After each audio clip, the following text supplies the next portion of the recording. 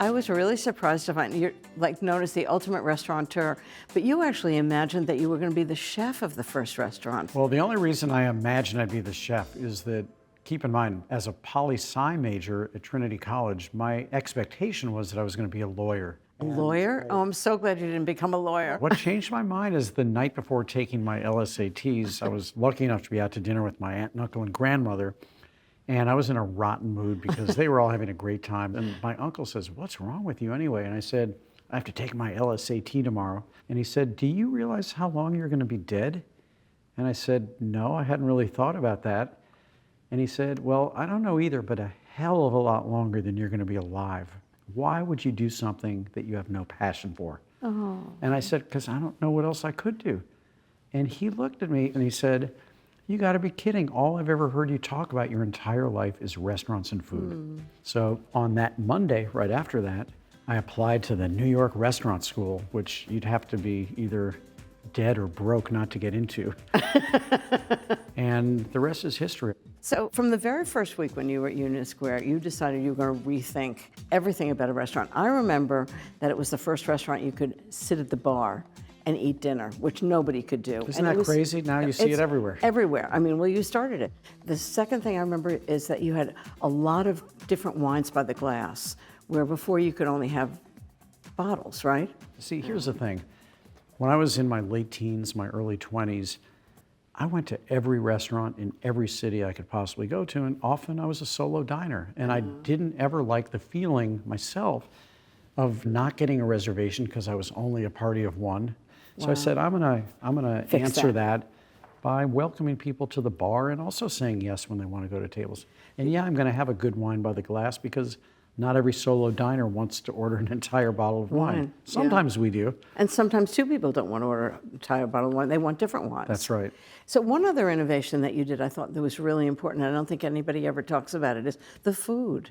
Was the menu at Union Square Cafe like a total gamble?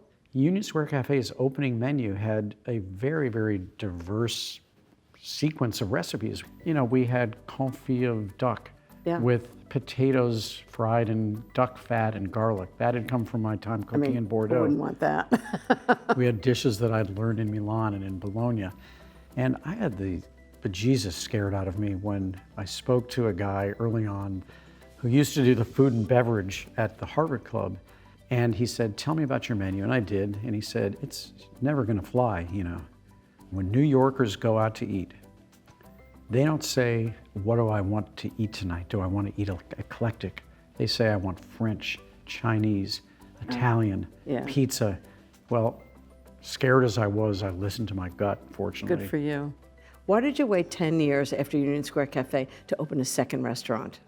What made me hesitate was that I had actually watched my dad in St. Louis go through two different bankruptcies. And probably incorrectly, I always associated those bankruptcies with expansion.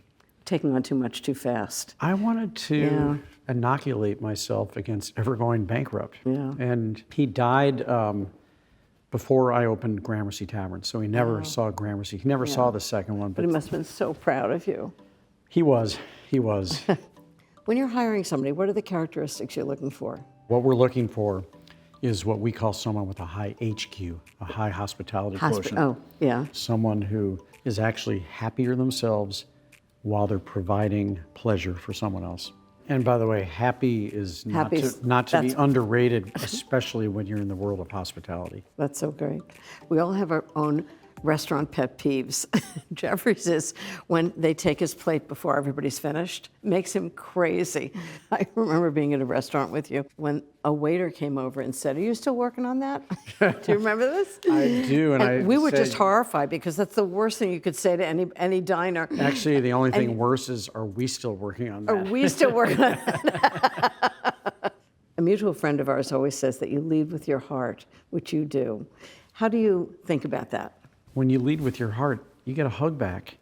Giving a hug is an act of selfishness. Actually, I think that's true. I mean, the best way to get love is to give love. You get more when you first give more. Yeah, exactly. Do you have a secret dream? Something you'd like to do? Always wanted to be a rock star? No, I never wanted to be a rock star, but I would say... Because I know music is really important to my you. secret dream is to live in Italy. It's my happy place. I need to breathe the air in Italy. I need to eat the food. I need to hear the people speaking. It's about simplicity, beauty, history, tradition. Yeah. And it puts your own problems in perspective. I'm not such a big deal. I'm a speck. This is just part of the story. You're a pretty big deal. Right back at you. Okay, you're going to cook for me? I can't wait. I can't wait to taste it. Simple but yummy.